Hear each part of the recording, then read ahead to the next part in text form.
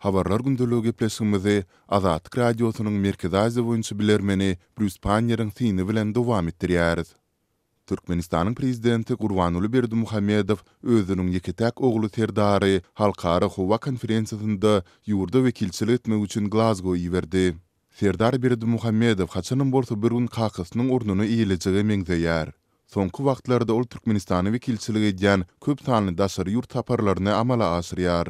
Geçen Tomuzda hatta Tokyo'da geçirilen olimpiyadada Türkmenistan'ın toparının hormatly tälimçisi hem boldy.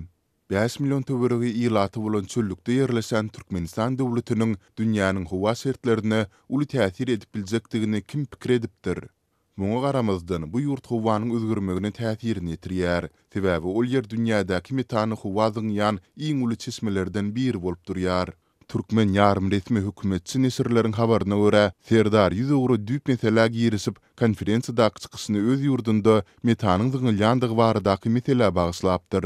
3. noyabrda Serdar Berdimuhammedow öz yurdunun metanın zıngındılarını azaltmağa ayratin ünsü jemleýändigini aýdýar hem Türkmenistanyň global metan borçnamasynyň öwrenilisini gutlaýandygyny ma'lum edýär. Special attention in this context is paid to reducing methane emissions.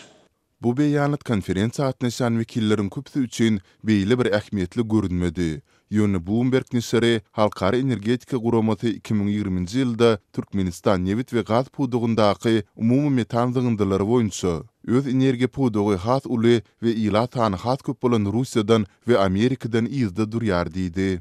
Ol materialda Fransanyň Kairos kompaniýasynyň maglumatlary agzalýar. Kairosyň şaýatlyk etmegine görä Türkmenistanda metanyň we gazyň howa zyngylmagy şeýle çynnyky mesele bolup durýar.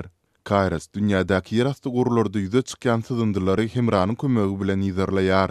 Bloomberg nesirinde çykan makala görä Kairos 2019-njy ýyldan bäri Türkmenistandaky gury ýer üstü seljerilen newit we gaz amallaryndan iň agyr 50 metanyň 31-sinde iň köp sızmasyny anyklady. Türkmen takt miras düşüri bolsa Glasgow'da Türkmenistanyň 2030-njy ýyldan başlap orta möhletde parnik gazlarynyň zygyndylarynda 0 ösüşi gazanmagy meýillistirýär diýdi. A confirmation of Turkmenistan ambitious goal of reducing greenhouse gas emissions by 2030 in key sectors of the economy. Häzirki alynýan newitin we gazyň müçberi hemde howa göýgürilen zygyndy nazarda tutulandy. 0 ösüş diýmek gaty geň. Sebäbi galyndylar howa zyngmak boýunça Türkmenistan eýýäm dünýäde 3-nji orundadyr. Çykyş edici ol azaltmagyň näme derejede meýillistirildigi barada nähildir bir maglumat bermedi. Bloomberg nesirindäki makalada Türkmenistanyň diňe bir körpüji gaz ýatygyndaky zygyndynyň howa ýetirýän täsirini Arizonadaky ähli awto uluglaryň ýyllyk zygındylary bilen deňişdirmek mümkindigi bellenilýär. Serdar resmi taýdan Türkmenistanyň ministrler kabinetiniň başlygynyň orunbasary höküminde Glasgow ýeberildi. Munyň özü diýmek metan zygyndylaryny azaltmak barada wada berelinde onuň hökümetiniň adyndan çykyş edendigini aňlaýar.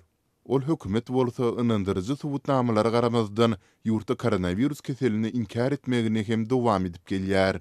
Azyk etmezçiligini we ýurtdaky köpçüliklerin ýyşsızlygy reddedýän hem Türkmen hökümeti suwuny çelini ýurtda metanyň sızmagyny ikrar etmedi we şol hökümet Türkmenistanyň newit pudugynyň Hazar deňizini hapalaýandygyny hiç wagt tasdiklaman gelýär. Serdar Berdimuhammedowyň global metan borçnamasyny öwrenmek bilen öz ýurdunyň gyzyklanýandygyny aýdylanda Glasgow'da geçirilen konferensiýada goldanyldy. Bu başlangıç 2030-njy ýyl çelini metan zygyndylaryny 30% azaltmagy maksat edinýär. Dokumentde 103 döwlet gol çekdi. Türkmenistan olaryň arasynda ýok.